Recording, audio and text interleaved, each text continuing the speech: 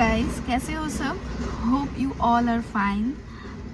ये मेरा एक बंगाली चैनल है, ये पहले ही मैं बता देती हूँ, लेकिन मैं ये जो वीडियो है ये हिंदी में करना चाह रही हूँ क्योंकि I think this is a important topic.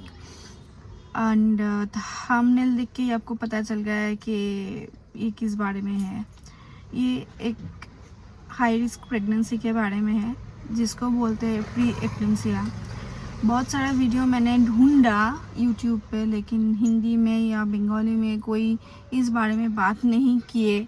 शायद ही किसी को नहीं हुआ है इस प्रॉब्लम, लेकिन आई हैव सफ़र्ड, तो इसलिए मैंने शेयर करना चाहती हूँ। एंड आपको अब मालूम ही पड़ रहा है कि मेरा हिंदी अच्छा नहीं है, बहुत ही टूटा फूटा हिंदी है।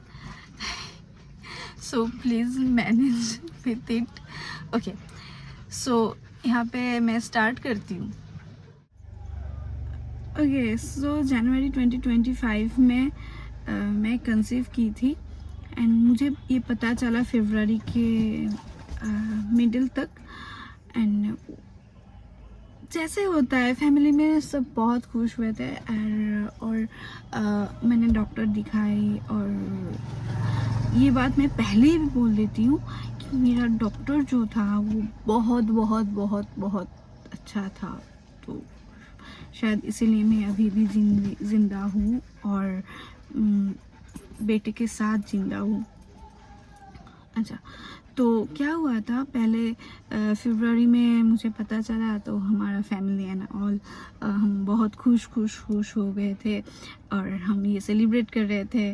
और मुझे लगा कि मैं पहले 3 महीना किसी के साथ शेयर नहीं करूँगी, उसके बाद हम इस बारे में ब्लॉग करेंगे, सबको बोलेंगे। तो पहले जो यूएसजी होता है वो हमने कर लिया, वो फाइन था। एंड डॉक्टर ने बोला एकदम नॉर्मल लाइफ, कुछ भी करने का ज़रूरत नहीं। तो हम बहुत खुश हो गए एंड सीरियसली एकदम नॉर्मल लाइफ हम जी रहे थे। उसके बाद जो एंटी स्कैन होता है, सेकेंड वाला स्कैन, वो हमने जब किया तो वहाँ का जो स्कैन वाला जो डॉक्टर होता है उन्होंने बोला कि तुम्हें एक प्रॉब्लम है, उसमें तुम्हारा बच्चा थोड़ा छोटा होगा, तो ब्लड सर्कुलेशन का कुछ प्रॉब्लम है, ऐसा कुछ बोला। तो मैं डर गई थी कि क्या है क्या नहीं है। तो रिपोर्ट जब आया तो हमने देखा उसमें प्री एक्लेम्सिया लिखा हुआ था। तो वो प्री एक्लेम्सिया जो था तो हमें नहीं मालूम था कि क्या होता है क्या नहीं।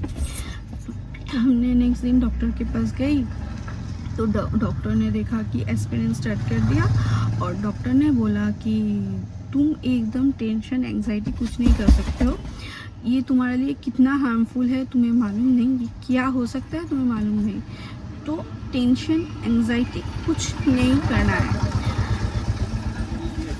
तो मुझे लगा होगा कुछ, घर जाके गूगल किया तो मुझे मालूम पड़ा ये प्री एक्लेम्सिया जो होता है इसमें बहुत सारा कुछ होता है।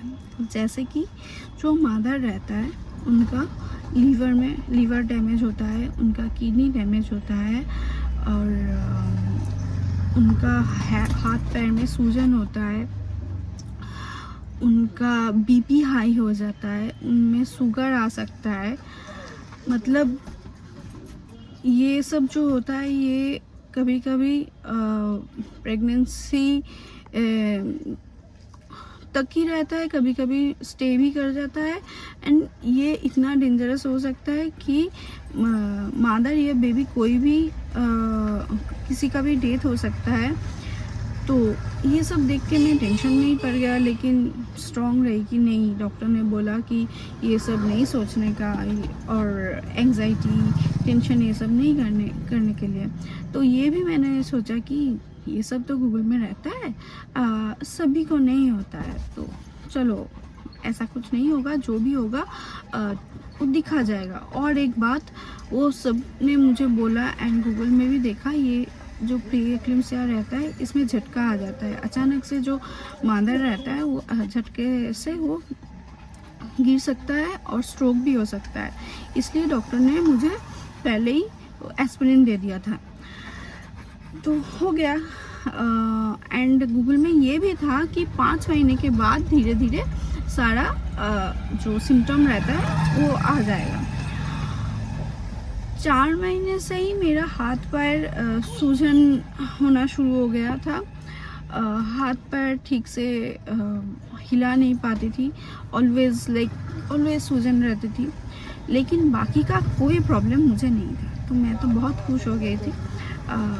5 महीना चला गया, 6 महीना चला गया, 7वां महीने जब आया तब धीरे धीरे मेरा सिम्टम आने लगा।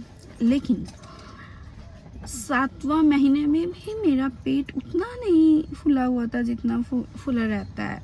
तो सबने बोला कि कभी कभी ऐसा होता है बॉडी स्ट्रक्चर के लिए कि उतना पेट नहीं फूलता है। लेकिन मैंने बोला कि मेरा हाइट इतना कम है, मैं इतना छोटा मोटा हूँ, तो मेरा पेट क्यों नहीं फूल रही।